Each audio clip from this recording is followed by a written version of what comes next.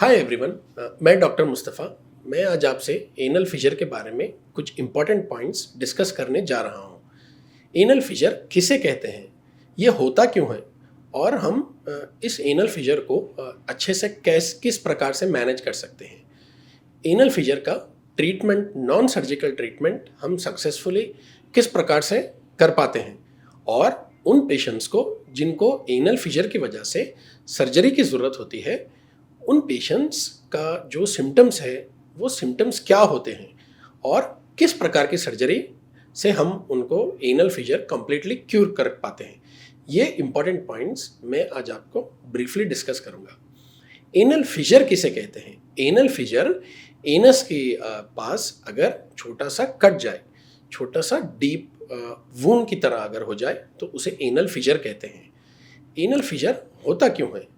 Anal fissure होने का कारण, जिसको कॉन्स्टिपेशन है, उन पेशेंट्स को जिसको कॉन्स्टिपेशन है और हार्ड स्टूल पास हो जाए, या अगर आप कुछ स्पाइसी फूड ले लें, बहुत ज़्यादा हैवी नॉनवेज अगर ले लें, उसके बाद अगर स्टूल पास हो, स्टूल पास होते टाइम अगर एनस के पास अगर छोटा सा कट जाए, उसको हम एनल फिशर कहते हैं। एनल फिशर काफ़ी पेनफुल होता है। बहुत ज़्यादा पेशेंट्स सिवियर पेन से हमारे यहाँ प्रेजेंट करते हैं, हमें कंसल्ट करते हैं। वो पेन इतना सिवियर होता है कि वो पेशेंट्स को मोशन पास करने से रोकता है। पेन के कारण पेशेंट्स मोशन फ्रीली पास नहीं कर पाते हैं, और पेन के कारण उनका जो डे टू डे एक्टिविटीज़ होती हैं वो डे टू डे एक्टिविटीज़ नहीं कर पाते हैं। कुछ पेशेंट्स में इतना सिवियर होता है कि वो ना बैठ पाते हैं ना ठहर पाते हैं, इतना सिवियर पेन होता है। इस पेन का रीज़न क्या है? एनस का जो एरिया होता है वो काफ़ी सेंसिटिव एरिया होता है। उस एरिया में काफ़ी नर्व एंडिंग्स होते हैं। अगर वहाँ पर छोटे से कट जाए तो वहाँ पर बहुत पेनफुल होता है। इसके अलावा एनस के पास कुछ मसल्स होते हैं जो गैस को या स्टूल को बाहर आने से रोकते हैं। हम उन्हें एनल स्पिंस्टर्स कहते हैं। एनल फिशर जिस पेशेंट्स को होता है, उन पेशेंट्स के अंदर एनल स्पिंस्टर्स काफ़ी टाइटली कॉन्ट्रैक्ट होते हैं, यानी वो काफ़ी टाइट हो जाते हैं। ये और एक रीज़न होता है जो पेन में कॉज करता है। इन पेशेंट्स के अंदर पेन के अलावा कभी कभी कुछ ब्लीडिंग भी दिखाई देती है। एक दो ड्रॉप स्टूल के अंदर कभी कभी ब्लड दिखाई भी देता है, लेकिन जो मोस्ट इम्पॉर्टेंट सिम्टम होता है वो पेन ही होता है। पेन के अलावा, ब्लीडिंग के अलावा पेशेंट्स के अंदर डिस्कम्फर्ट, इचिंग, ये काफ़ी सारी चीज़ें देखने को मिलती हैं। एनल फिशर के पेशेंट्स को हम किस प्रकार से मैनेज करते हैं? जब हमारे यहाँ पेशेंट एनल फिशर का आता है तो हम सबसे पहले उसकी हिस्ट्री या सिम्टम्स डिटेल में हम सुनते हैं, और एनल फिशर को पाइल से यानी हिमोरॉइड से और फिस्टुला से डिफ्रेंशिएट करते हैं। हिमोरॉइड्स और फिस्टुला के सिम्टम्स जो होते हैं एनल फिशर के सिम्टम्स नहीं होते हैं, ये थोड़े से डिफरेंट होते हैं। जब हमें सस्पिशन होता है कि एनल फिशर है तो हम उस पेशेंट को जेंटली एग्जामिन करते हैं। एग्जामिन करके वो कट कहाँ है वो आइडेंटिफाई करते हैं, और एनस के जो स्पिंस्टर्स है उसकी हम टोन ज़्यादा है क्या वो हम गॉज करते हैं। इसके अलावा हम पेशेंट को ये पूछते हैं कि आपको ये सिम्टम किसी प्रकार के कॉन्स्टिपेशन के बाद या किसी प्रकार के नॉनवेज या हैवी स्पाइसी फूड लेने के बाद स्टार्ट हुआ, ये फर्स्ट टाइम हुआ या इससे पहले इस प्रकार के सिम्टम्स हो चुके हैं।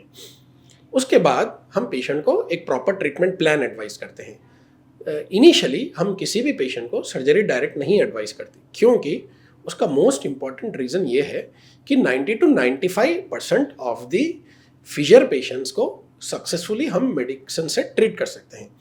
हार्डली 3 to 5% पेशेंट्स के अंदर ही सर्जरी की ज़रूरत होती है, और हम इस प्रकार का ट्रीटमेंट प्लान फॉलो करते हैं। हम सबसे पहले एनाल्जेसिक्स या एंटी इन्फ्लेमेटरी ड्रग्स प्रिस्क्राइब करते हैं। उसके बाद हम स्टूल सॉफ्टनर्स प्रिस्क्राइब करते हैं, जैसा कि क्रिमेफिन, जैसा कि ड्यूफेलैक, जैसा कि कुछ फाइबर, जैसा कि इसॉपगोल है या पेक फाइबर है। इस प्रकार के हम फाइबर कंटेनिंग पाउडर्स कुछ एडवाइस करते हैं। और डाइट में हम पेशेंट को ज़्यादा पानी ड्रिंक करने के लिए, ज़्यादा लिक्विड्स ड्रिंक करने के लिए एडवाइस करते हैं, और सलाड्स और फ्रूट्स ज़्यादा लेने के लिए बोलते हैं, ताकि हमारा इंटेंशन ये होता है कि कॉन्स्टिपेशन की वजह से जो स्टूल हार्ड हो जाता है हम उसको सॉफ्ट करते हैं, क्योंकि अगर स्टूल फिर से अगर हार्ड पास होगा तो वो कट की जगह पर फिर ज़्यादा दर्द होगा और पेन बढ़ जाएगा। इसलिए हमारा इंटेंशन ये होता है कि स्टूल को हम सॉफ्ट रखें। उसके लिए हम पेशेंट को वाटर ज़्यादा लेने के लिए एडवाइस करते हैं, सलाड्स और फ्रूट ज़्यादा लेने के लिए एडवाइस करते हैं, और हम हमारी तरफ से स्टूल सॉफ्टनर एडवाइस करते हैं, पेन किलर एडवाइस करते हैं, स्टूल सॉफ्टनर एडवाइस करते हैं। और इसके अलावा हम जो मोस्ट इंपॉर्टेंट पार्ट है उसको हम कहते हैं सिट्स बाथ। सिट्स बाथ यानी एक छोटे टब में ल्यूक वार्म वाटर, मतलब एक ऐसा पानी जो बहुत ज़्यादा गर्म ना हो, हॉट ना हो, ना बहुत ज़्यादा नॉर्मल टेम्परेचर पे या ठंडा ना हो। ल्यूक वार्म वाटर में हम पेशेंट को बैठने के लिए 5 to 10 मिनट्स तक बैठने के लिए एडवाइस करते हैं, और वो दिन में 3 से 4 टाइम करने के लिए एडवाइस करते हैं।